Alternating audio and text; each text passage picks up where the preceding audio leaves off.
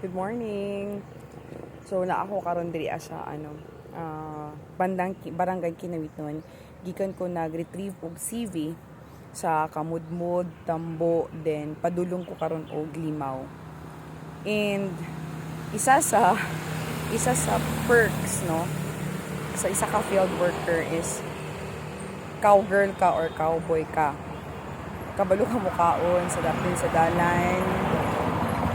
Once gutumon ka, so padapin lang ka, then ako sa may bugnaw. So usually diretso ko nagahunong sa may Kinawitnon kay daghan man kayo og kahoy and dili siya igang and conducive siya kung pwede ka mukaon diri sa dapin sa dalan.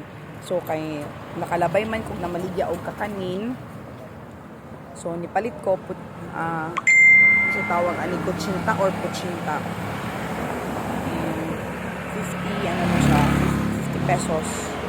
So, pwede na ako na siya snack sa morning, snack sa afternoon. Wala akong ginabuhat para makatipid, no? So, na ako karon diri CV retrieval na mo for the month of August, September. Kay submission na sa Monday. So, gina-retrieve na ko ang mga remaining na mga CV forms para mabit na to ang submission. Kaya bawal po mali and encoding man po na siya.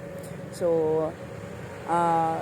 karon sa eskwelahan is busy kaayo ang mga teachers because they celebrated kanang World Teachers Day.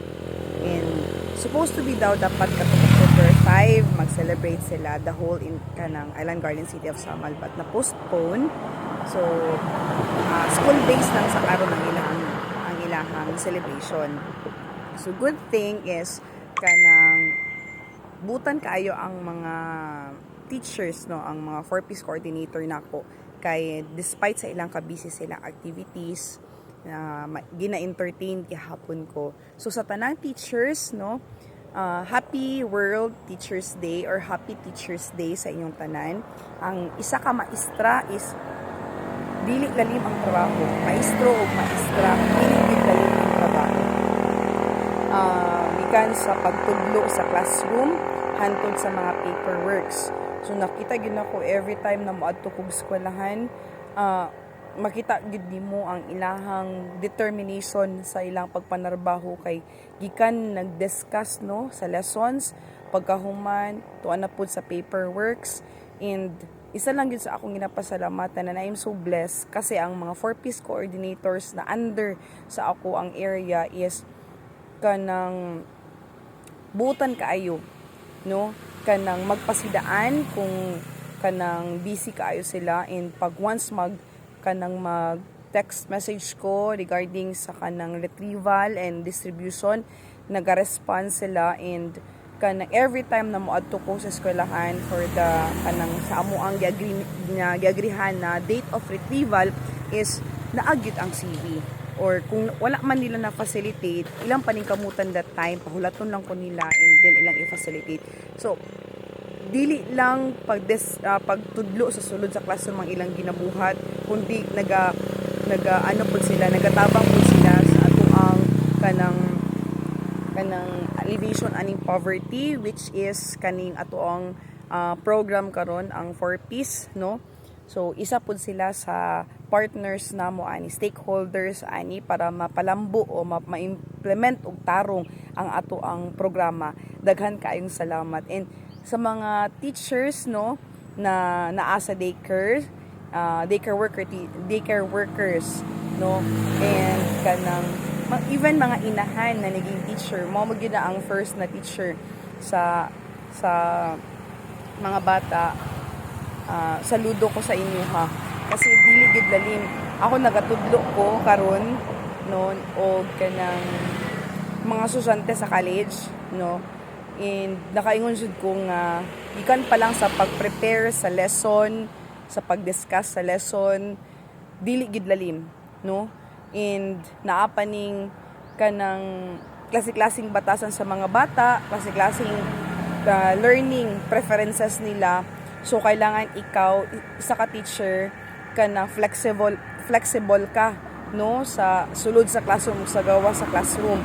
And ang isa ka vocation gid siya, no? Kanang kumbaga calling pud ning pagka teacher nimo kay tanan effort, patience, and dapat artistic ka, dapat hanay ka, dapat ka ng innovative ka, and tanan na gyud siguro na naa sa imuha. And first thing first is teachers gyud ang makaingon ko nga kung walay teachers, wala gid ni mga nurses, wala tay mga doctors, wala tay mga uban pang na mga professions. So kana tanan niagi sa mga kamot sa mga maestra, and mo lang na akong makuan sa na dili alim. So sa una ingon jud ko dili jud ko magmaestra. Ang gusto sa akong mama mag education mag-education ang akong course, no? So bachelor dili ako makita kung kaugalingon sa classroom, pero siguro part siya sa God's master plan para sa ako kaning mga youth na tudluan dili lang by the book, dili lang by the kanaganing experience, but tudluan pud nato sila og mga pulong sa Ginoo. So kudos ko sa mga teachers, no? And kanang ang akong pag-ampo kanunay sa inyuhang please take good care of yourself. Please kanang gani be sensitive sa panahon nga ang atong lawas is manginahanglan og pagpahulay, because ang trabaho is always there, no? Ang pagpahulay nato is precious and it's a gift from the Lord. So whatever your whatever your status now, whatever your anang diagian karon, kabalo ang Ginoo ana, and ang ato lang buhaton is i-take na to ang privilege na gihatag sa Ginoo nga kana mopahulay sad ta, no? Ang trabaho pwede rin nato na siya balikan. And thank you so much because isa mo, second mother mo sa sunod sa classroom. And thank you so much for your effort. Thank you so much for your kanang persistent na pag-guide sa mga estudyante. And salamat because sometimes, no, I don't know, sometimes or most of the time yun is naana gyud ang inyuhang dedication sa sulod sa classroom, sulod sa eskwelahan.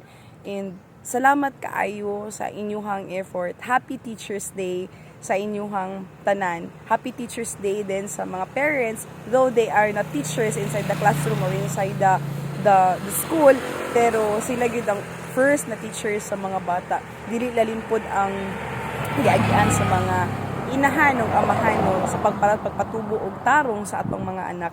And enjoy your day, and saludo ko sa inyo ha. Happy Teachers Day. God bless.